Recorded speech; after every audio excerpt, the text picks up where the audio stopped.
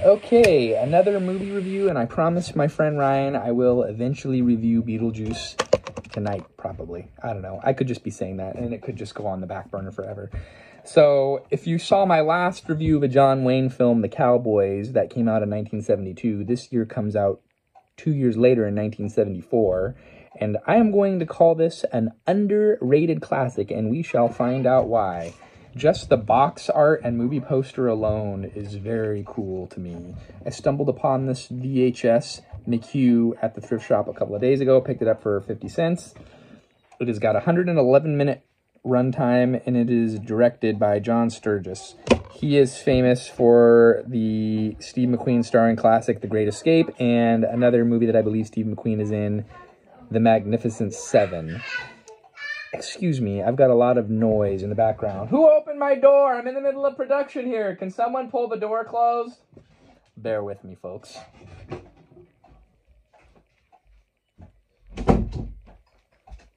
My apologies. This is a fly by the seat of your pants channel, and which is why I have less than 400 followers. Anyway, back to McQ.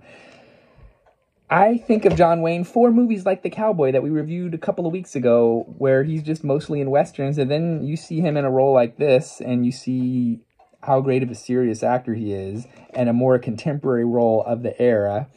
On Wikipedia, they called this a neo-noir film, and it does have a lot of very dark, shadowy scenes, although I would love to see this on a remastered version on DVD, because it was terrible quality on VHS. There, I said it. VHS is not always the best quality. This is a 1990 copy, and it's got Eddie Albert in it as one of the police captains. It takes place in Seattle, Washington, and there's a drug cartel run amok, and he's a police detective, and his police partner gets killed, and the movie kind of unravels from there as he's trying to find out, the Wayne character named Leon McQ, he's trying to find out who was responsible for the death of his friend, and is it even inside the police department? So we kind of go down a rabbit hole from there over the next 111 minutes of the film. Interesting factoid, the Dirty Harry movie was originally, they reached out to John Wayne and he rejected the role, and apparently Dirty Harry was originally supposed to be in Seattle, which this movie was filmed on location in Seattle, and then when they cast Clint Eastwood, who I can't imagine Clint Eastwood not playing Dirty Harry, and that's all obviously who we know the film to star, they then shifted it from Seattle to San Francisco. But this movie they kind of had as an alternative for him to kind of be that character because he regretted not being that 1971 role for Dirty Harry.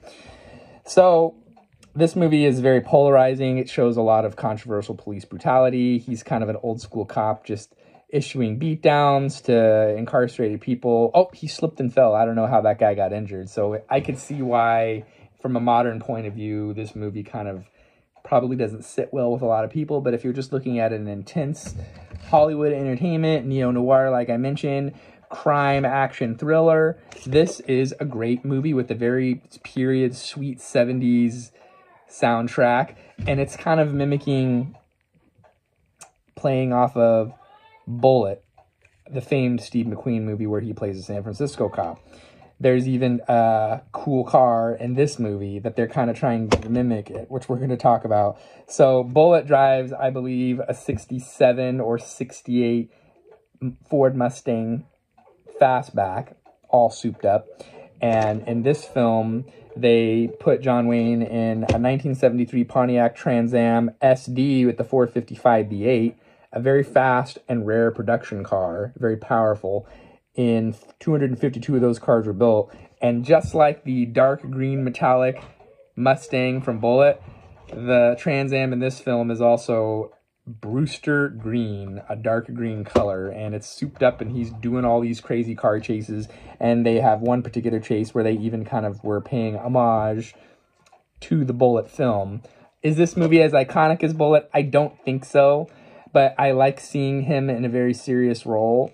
And I'm just impressed at how great Wayne is at kind of transmitting, just by his expressions, emotion. He was a very talented actor.